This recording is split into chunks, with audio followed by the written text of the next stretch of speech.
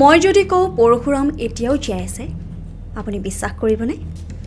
নমস্কাৰ, মই প্ৰণামীয়ে আনছল্ভ চিক্ৰেটছলৈ স্বাগতম জনাইছোঁ। প্ৰহেলিকা।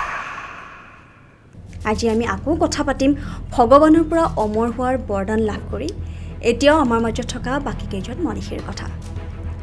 ভগৱান বিষ্ণুৰ ষষ্ঠ অৱতাৰটো হৈছে পৰশুৰাম আৰু তেওঁক আটাইতকৈ ধ্বংসাত্মক অৱতাৰৰ ভিতৰত অন্যতম বুলি গণ্য কৰা হয়। তেওঁক অতি দক্ষ যোদ্ধা বুলি গণ্য কৰা হয় আৰু তাৰ লগতে সকলো অস্ত্ৰ শস্ত্ৰ আৰু ঐশ্বৰিক অস্ত্ৰৰ নিপুণ বুলি বিবেচনা কৰা হয়। অকল এয়াই নহয়, তেওঁক ওৱান মেন আৰ্মি বুলিও জনা যায়। তেওঁ এটা ব্ৰাহ্মণ পৰিয়ালৰ জন্ম হৈছিল আৰু বিশ্বাস কৰা হয় যে পৃথিৱীৰ পৰা সকলো ধৰণৰ নেতিবাচক শক্তিক আঁতৰাবলৈ তেওঁৰ জন্ম হৈছিল।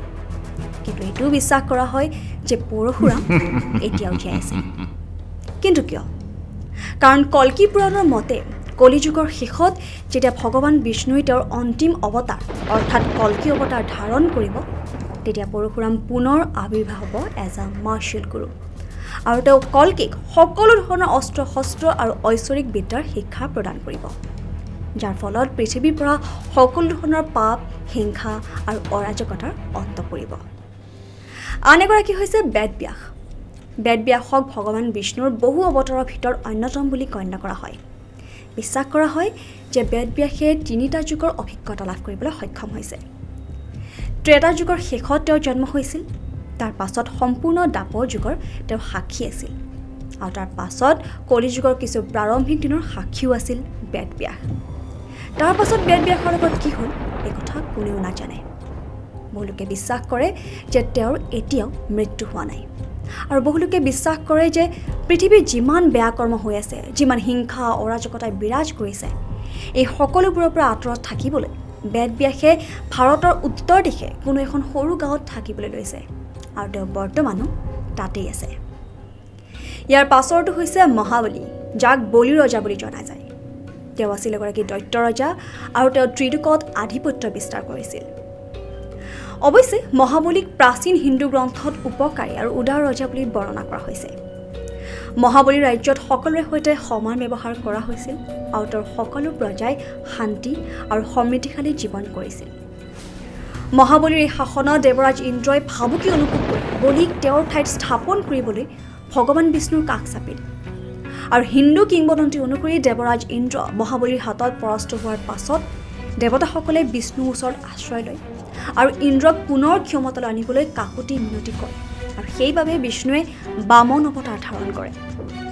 ভগৱান বিষ্ণুৱে বামন অৱতাৰত যজ্ঞ কৰি থকা মহাবলীৰ ওচৰলৈ গ'ল আৰু ব্ৰাহ্মণ ল'ৰাটোক দেখি মহাবলীয়ে তেওঁৰ কি ইচ্ছা সুধিলে। ল'ৰাজনে উত্তৰ দিলে যে তেওঁক মাটিৰ প্ৰয়োজন, যিটো 3টা খোজত থাকিব পাৰি। আৰু বামনৰ আকাৰ দেখি বলিয়ে লগে লগে তেওঁক কথা দিলে। কিন্তু ইংৰাজী লেখাৰ কথা আছে, নেভাৰ জাজ আ বুক বাই ইটছ কভাৰ, আৰু ইয়াতো একেই হ'ল। তেওঁৰ আকাৰ বাঢ়িবলৈ ধৰিলে আৰু প্ৰথম 2টা খোজেৰে সমগ্ৰ বিশ্ব ব্ৰহ্মাণ্ডখন আৱৰি ধৰিলে। আৰু মহাবলী তেতিয়া উপলব্ধি কৰিলে যে তেওঁৰ আগত থকা ল'ৰাজন কোনো সাধাৰণ ল'ৰা নহয়, স্বয়ং ভগৱান বিষ্ণুহে। আৰু তাৰ পাছত বলিৰ হাতত কোনো বিকল্প নাছিল। কিন্তু বলিৰ প্ৰতিজ্ঞা কৰা অনুসৰি এতিয়াও আৰু এটা খোজ বাকী আছিল। আৰু তেতিয়া বিষ্ণুৱে সুধিছিল, আৰু এটা খোজ ক'ত ৰাখিব? তেতিয়া বলিয়ে এখন টেকো চিন্তা নকৰি নিজৰ মূৰটো আগবঢ়াই দিছিল।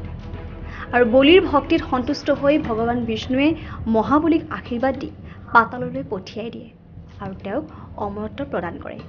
তেওঁ প্ৰতি বছৰে এদিন পৃথিৱীলৈ আহে আৰু প্ৰজাসকলক লগ কৰিবলৈ, and that day is celebrated as Onam. যি কি নহওক, আপোনালোকে কওক, আপোনালোকে কি ভাবে? সঁচাকৈ এওঁলোক জীয়াই আছেনে? আমাক কমেণ্ট কৰি জনাব। আশা কৰিছোঁ আপোনালোকে ভিডিঅ'টো চাই ভাল পাইছে, আৰু যদি ভিডিঅ'টো ভাল পাইছে then do like, share and subscribe to our channel. আৰু এনেধৰণৰ সত্য ৰহস্যময় কথা জানিবলৈ চাই থাকিব প্ৰহেলিকা, দ্য আনছল্ভড চিক্ৰেটছ।